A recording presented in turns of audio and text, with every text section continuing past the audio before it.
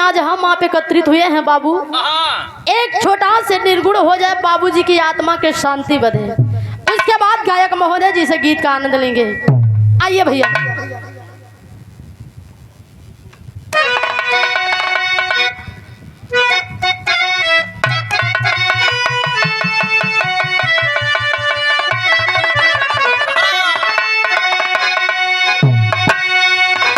यह गीत के लाइन बा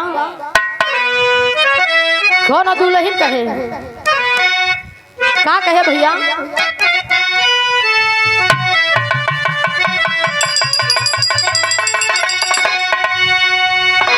अरे खाई के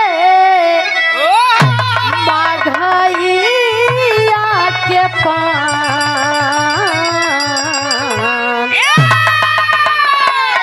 अरे खाई के माघइया के पान, हे राजा हमर जान ले बकाओ।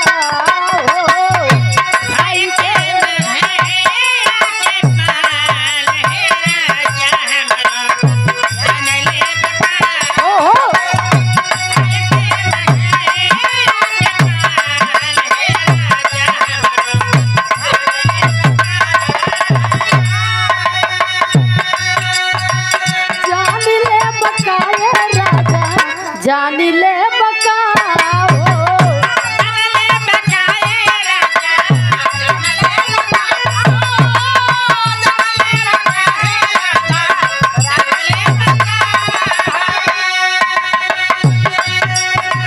जान ले बकाए राजा, जान ले बकाओ। मार के नया नावा के बात, हे राजा हमर जान ले बकाओ।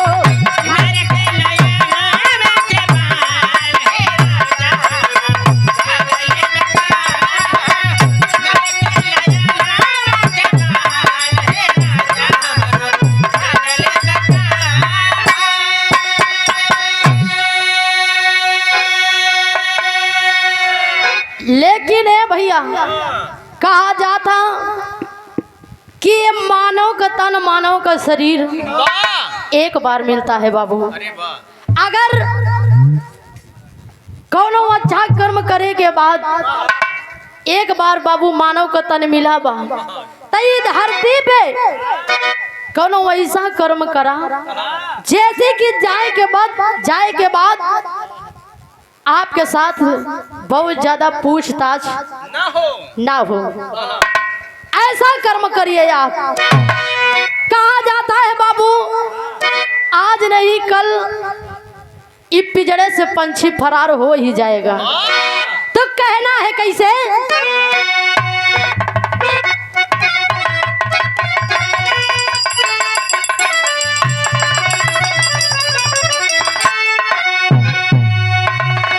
अरे छूटी जाई माया के बाजार,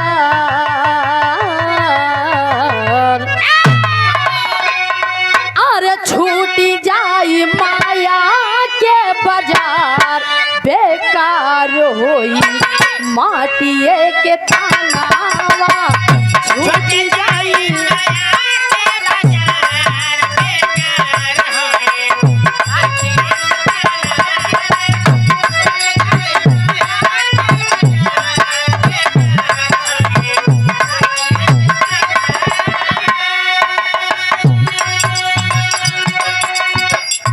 छूटी जाई माया के बाजार, बेकार होई मटिए के तनवा। जब तक ई पिंजरा में पंछी बा बाबू, तब तक ई शरीर के कीमत हो, तब तक आपकी इज्जत हो, मान हो, सम्मान हो। जौने दिन ई पिंजरा से पंछी फरार होई बाबू, वही दिन घर के नात रिश्तेदार, घर परिवार के लोग जुट के कहिया जितना जल्दी हो सके उतना जल्दी बाहर कहिदा, तब आपकी कीमत खत्म हो जाएगी। तो कहना है कैसे,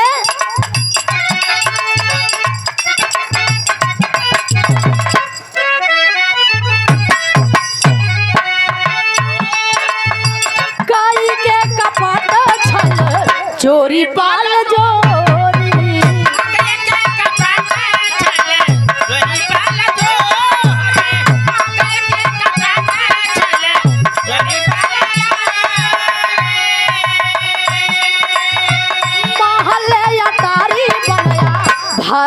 तिजोरी।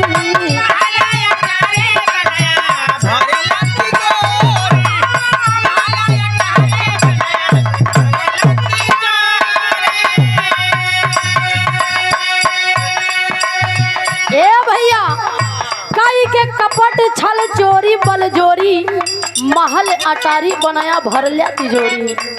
आज के जमाने में सच्चाई का चलता नहीं है बाबू।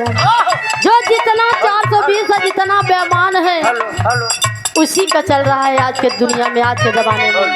कहना है hello hello hello hello hello कहना है कई के कपट छल चोरी बाल जोरी।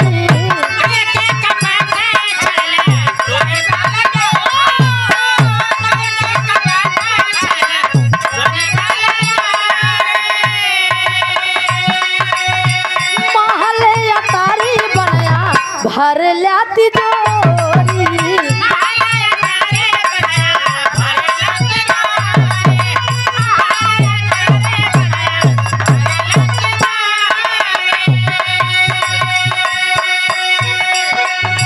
बदला न तनिको संस्कार बेकार होई माटिए के तनावा।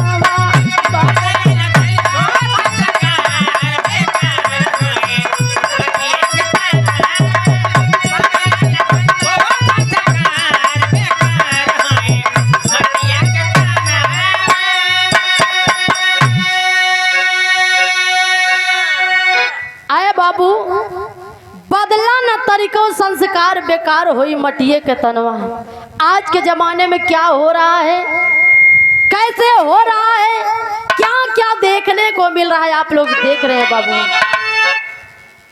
उन्हें ये नहीं पता कि जाने के बाद मेरी खबर ली जाएगी। कहना है कैसे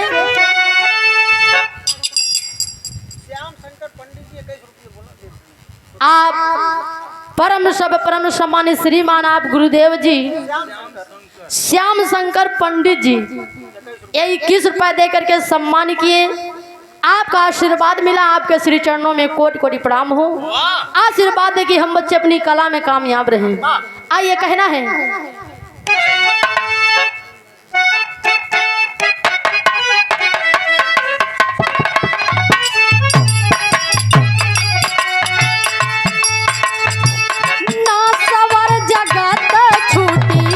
जय पार लोक हो।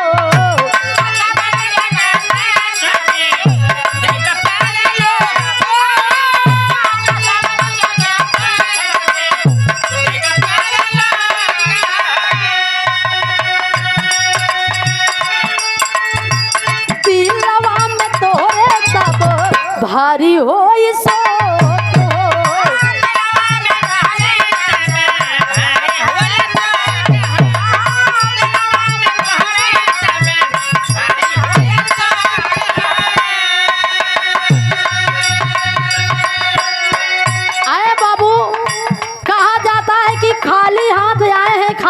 जाना है, खाली हाथ आए हैं, खाली हाथ जाना है। लेकिन इस धरती पे जन्म लेने के बाद बाबू इंसान चोरी बेईमानी कई के महल अटारी तैयार करते हैं, लेकिन जाना तो अकेले है, महल अटारी सब यही छूट जाए बाबू। तो कहना मतलब वो इंसान पछता रहा है, उसे पछतावा हो रहा है, अफसोस हो रहा है और कह रहा है क्या आइल न साथे धन अपार बेकार होई माटिए के तनावा। आइल न साथे धन अपार बेकार होई माटिए के तनावा। आइल न साथे धन अपार बेकार होई माटिए के तनावा।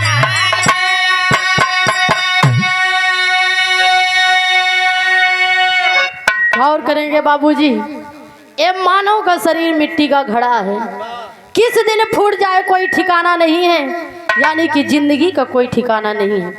आज हम लोग गाने के लिए आए हैं, ये भैया लोग रिकॉर्डिंग कर आए हैं, आप लोग सुनने के लिए आए हैं। यहाँ से जाने के बाद किसके साथ कौन सी घटना घट जाए किसी को पता जाता नहीं है बाबू। इसीलिए 4 दिन की जिंदगी है, जितना बढ़िया हो सके उतना बढ़िया एक दूसरे से प्रेम व्यवहार रख के और अच्छा कर्म करना चाहिए बाबू। कहना है आखिरी और अंतिम लाइन में कैसे,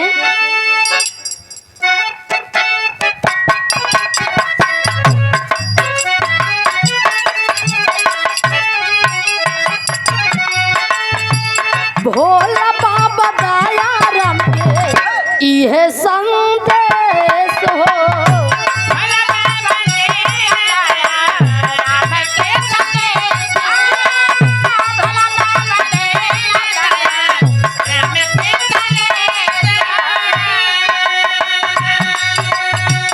काहे काम का भी काम करा कुछ विशेष हो।